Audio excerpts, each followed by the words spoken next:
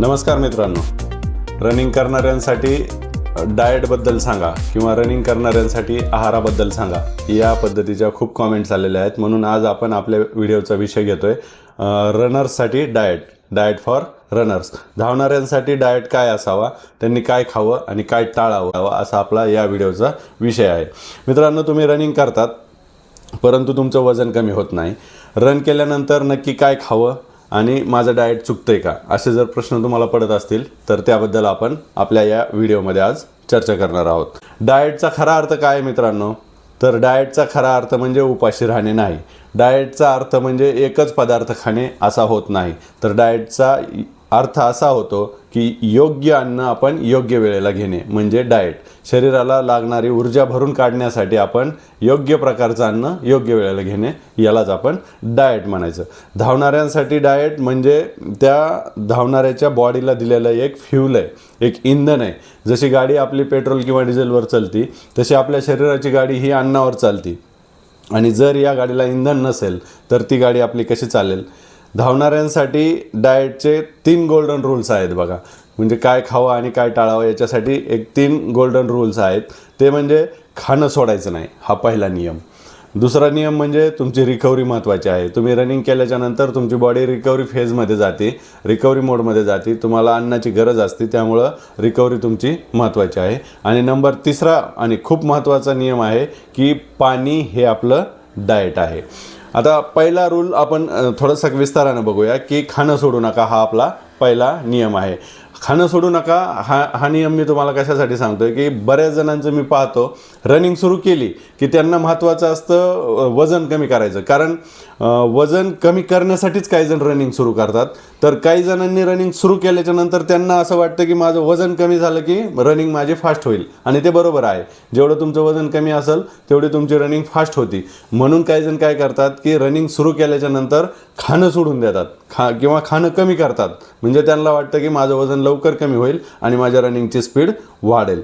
आता रन करतो म्हणून कमी खाणे ही आपली सगळ्यात मोठी चूक ठरू शकते. कारण धावताना आपल्या शरीराला ऊर्जेची गरज असते. आपण बिगर ऊर्जेचं धावू शकत नाही.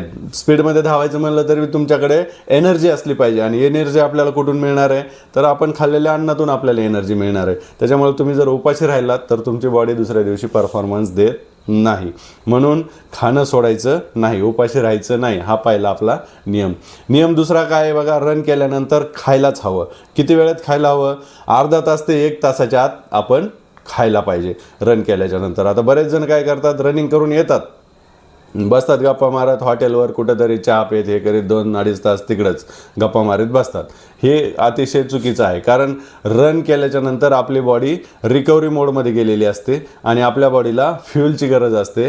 त्याच्यामुळे रिपेअर मोडमध्ये असताना आपण जर फ्यूल दिलं तर ते आपल्या शरीराला लगेच लागतं. आणि जर बॉडीत इंधनच नाही टाकलं आपण रिपेअर मोडमध्ये, तर आपण आपल्या बॉडीचा थकवा वाढतो आणि पुन्हा आपल्याला काहीतरी इंजुरी होण्याचे चान्सेस असतात. म्हणून रिपेअर मोडमध्ये अर्ध्या ते 1 तासाच्या आत रन केल्याच्या नंतर लगेच आपण काहीतरी खाल्लं पाहिजे.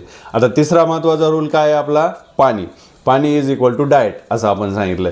तर ते बरोबर आहे मित्रांनो. कारण रनिंग करताना जर तुम्हाला सतत दम लागत असेल आणि रनिंग करताना किंवा रनिंग झाल्यानंतर जर तुम्हाला क्रॅम्प्स येत असतील, तर तुम्हाला तुमच्या शरीरात पाणी कमी आहे असा त्याचा अर्थ होतो.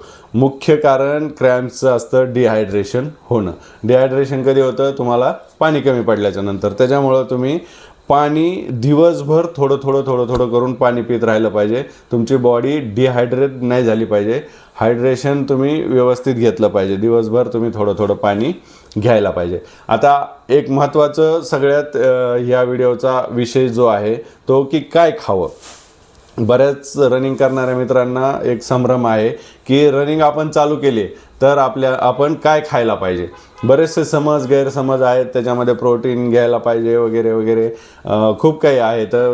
तर आपण एक रनिंग ज्यांनी चालू केलेली आहे त्यांच्यासाठी एक साधं डाएट काय आहे हे पाहूया. आपण काय खायला पाहिजे. आपण आपल्या बॉडीला कशाची गरज असते, कार्ब्स पाहिजे असतात, विटॅमिन्स पाहिजे असतात, प्रोटीन पाहिजे असतं आणि प्रोबायोटिक काहीतरी पाहिजे असतं. हे सगळं जर आपण व्यवस्थित घेतलं तर आपल्या बॉडीमध्ये एनर्जी टिकून राहते आणि दुसऱ्या दिवशीचा परफॉर्मन्स चांगला होतो. आता कार्ब्स पाहिजेत म्हणल्यावर आपण काय खायला पाहिजे, घरी जे आहे ते भाकरी असू द्या, चपाती असू द्या किंवा भात असू द्या, याच्यातून आपल्याला कार्ब्स मिळतात.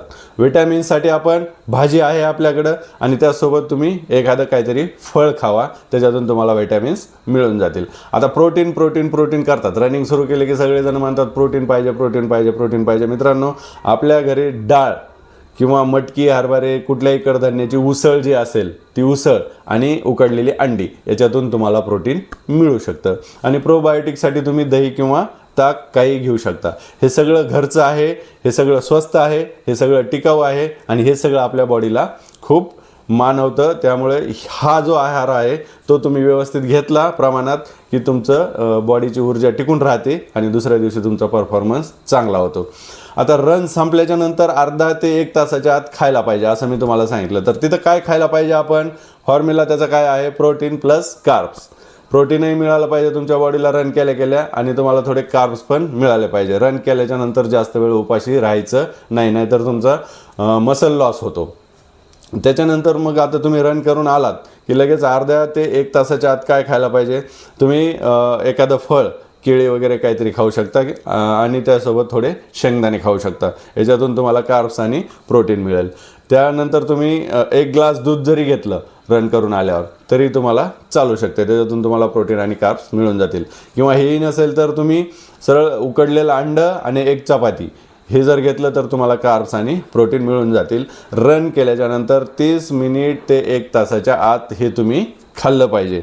तर तुमची बॉडी रिपेअर मोडमध्ये असताना तुमच्या बॉडीला योग्य फ्यूल मिळेल. प्रोटीन आणि कार्ब्स मिळाल्यामुळं तुमचा मसल लॉस होणार नाही. आता रनिंग सुरू केल्याच्या नंतर काही जणांचे गैरसमज असतात, त्याप्रमाणे काही चुका त्यांच्याकडून होतात ज्या खूप महागात पडतात. मित्रांनो, त्या चुका अशा होतात की काही जण रनिंगला लॉंग रन ज्या दिवशी असेल त्या दिवशी ते रिकाम्या पोटाने करतात. आदल्या दिवशी पण त्यांनी संध्याकाळी काही खाल्लेलं नसतं. असं नाही करायचं मित्रांनो. आदल्या दिवशी व्यवस्थित कार्ब लोडिंग करून घ्यायची, कारण दुसऱ्या दिवशी तुमचा लॉंग रन असतो. उपाशी पोटी आपण कधीही लॉंग रनला जायचं नाही. त्याच्यानंतर रन केल्याच्या नंतर काही जणांना सवय असते बघा, फक्त चहा आणि बिस्किट खातात आणि मग नंतर काहीच खात नाहीत. हे अतिशय चुकीचं आहे मित्रांनो. त्याच्यानंतर काही जणांची सवय असते की रोजच बाहेरचं जंक फूड खातात. हे जंक फूड तुम्हाला अतिशय घातक आहे. त्याच्यामध्ये ऑइल वगैरे असतं, त्याच्यामध्ये फॅट्स असतात आणि ते जर जास्त तुमच्या बॉडीत गेले तर तुमचा परफॉर्मन्स व्यवस्थित होत नाही. त्यामुळं बाहेरचं जंक फूड तुम्ही टाळायचं. आणि आणखी काही जणांचा गैरसमज असा असतो की मी जर कमी खाल्लं तर माझं वजन झटकन कमी होईल आणि मला रनिंगचा परफॉर्मन्स सुधारता येईल. ते अतिशय चुकीचं आहे. तुम्ही कमी खाऊ नका.